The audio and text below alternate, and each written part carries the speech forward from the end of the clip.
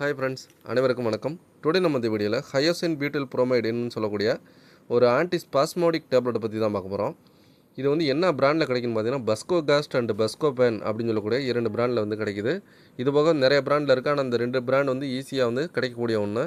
இது வந்து பார்த்திங்கன்னா வயிற்று பிடிப்புன்னு சொல்லுவாங்க. பார்த்திங்கன்னா வயிறு வலி, அப்புறம் வந்து பார்த்திங்கன்னா இரிட்டபிள் பவல் சிண்ட்ரோம், வயிறு சம்மந்தமான பிரச்சனைகள், சிறுநீரக பிரச்சனையால் ஏற்படக்கூடிய வலி, இது மாதிரியான பிரச்சனைகளாக இது பயன்படுத்தப்படுது. இது எப்படி வேலை செய்யுதுன்னு பார்த்தீங்கன்னா பாராசிம்பத்தட்டிக் நர்வஸ் சிஸ்டம் சொல்லக்கூடிய ஒரு நர்வஸ் சிஸ்டம் தான் இந்த வலியை வந்து அதனுடைய செயல்பாடு அதிகரிக்கும் போது தான் நம்மளுடைய வயிற்றில் வந்து பிடிப்பு, குடல் பிடிப்பு, இந்த மாதிரியான பிரச்சனைகள்லாம் வரும். ஸோ இதனுடைய செயல்பாட்டை குறைக்கிறது மூலிமா இந்த வலியை வந்து குறைக்கலாம்.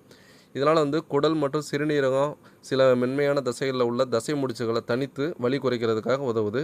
முக்கியமான செயல்பாடுன்னு பார்த்திங்கன்னா குடல் சுருக்கம், அதாவது கான்ட்ராக்ஷனை வந்து கட்டுப்படுத்துது. சிறுநீரக மண்டல தசை முடிச்சுகளையும் சரி பண்ணுது. வயிற்றுப்போக்கு, கல்லீரல், சிறுநீரக கற்கள் காரணமாக ஏற்படக்கூடிய வலிகளையும் குறைக்குது.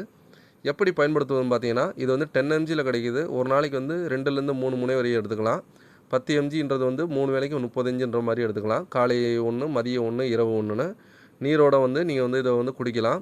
உணவு அல்லது உணவு இல்லாமலும் எடுத்துக்கலாம். குழந்தைகள் வந்து 6 வயதுக்கு மேற்பட்ட குழந்தைகளுக்கு வந்து கொடுக்குறாங்க. ஆனால் வந்து டாக்டரோட கன்சல்ட் பண்ணி எவ்வளோ கொடுக்கணுன்றது வந்து மருத்துவோட ஆலோசனை அவசியம்.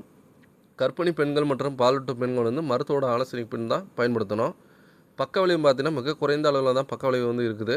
பொதுவான பக்க விளைவுகள் வந்து வாய் உலர்வு, தலை சுற்றல், மலச்சிக்கல், மங்கலான பார்வை, அதிகமாக இருமல் வரக்கூட வாய்ப்பு இருக்குது. இதெல்லாம் வந்து பொதுவான பக்க விளைவுகள்.